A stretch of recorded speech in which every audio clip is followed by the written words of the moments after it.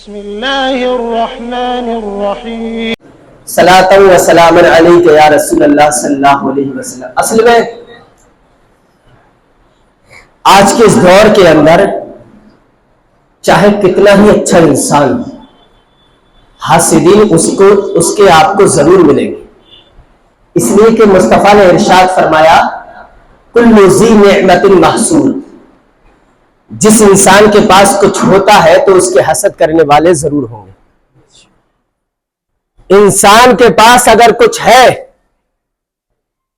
تو اس کے حسد کرنے والے ضرور ہوں گے، اس لیے کہ انسان جو ہے اپنے دکھ سے پریشان نہیں ہوتا ہے بلکہ دوسرے کے سکھ سے پریشان ہوتا ہے۔ اور ایک بات اور بتاؤں کہ حقیقت میں اگر انسان کسی کی نعمت کو دیکھ کر کے جل رہا ہے تو وہ حقیقت میں اس سے حسد نہیں کر رہا ہے بلکہ وہ اللہ کی تقسیم پر اعتراض کر رہا ہے۔ اگر اللہ نے اسے دیا ہے تو ظاہر سی بات ہے کہ یہ اللہ کی رضا ہے۔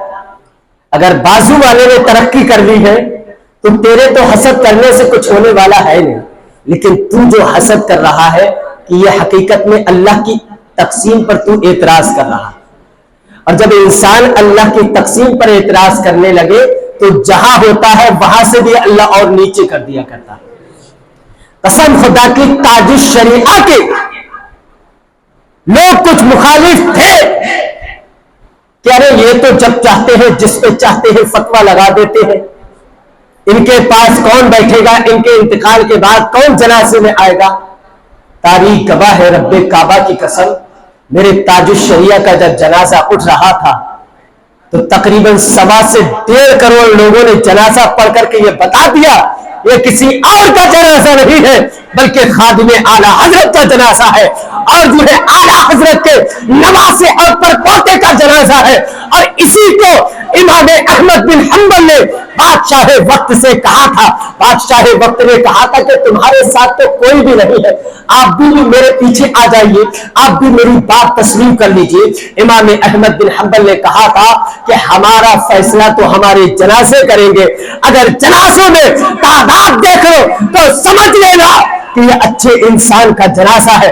جب امام احمد بن حنبل کا انتقال ہوا ہے، آپ کا جنازہ لایا گیا ہے تو تقریباً اس دور کے اندر 25 لاکھ لوگوں نے امام احمد بن حنبل کا جنازہ پڑھا تھا۔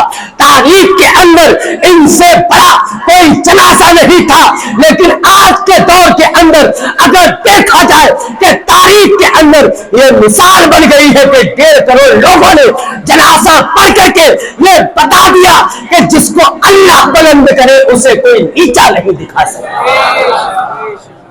لوگوں کی قطاریں لگی ہوئی تھی کہ تاج الشریعہ کے جنازے کو کندھا دینے کے لیے مل جائے۔ اچھا کیوں ایسا کیوں؟ تاج الشریعہ نے اپنے گھر کا پرچار نہیں کیا بلکہ آپ نے سختی سے مصطفیٰ کی سنتوں کی پابندی کی، اور جس کو اس کا مخالف دیکھا فوراً اس کا رد کیا۔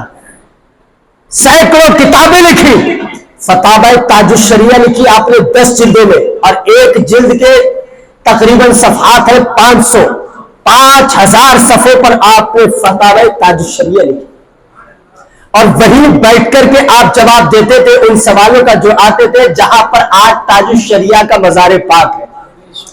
مزار پاک جہاں پر ہے وہیں آپ بیٹھتے تھے، سوال آتے تھے آپ ان کا جواب دیتے تھے۔ اردو میں سوال آیا تو اردو میں جواب، عربی میں آیا تو عربی میں جواب، انگلش میں آیا تو انگلش میں جواب۔ جس زبان میں سوال آتا تھا اسی زبان میں میرا تاج الشریعہ جواب دیتا تھا۔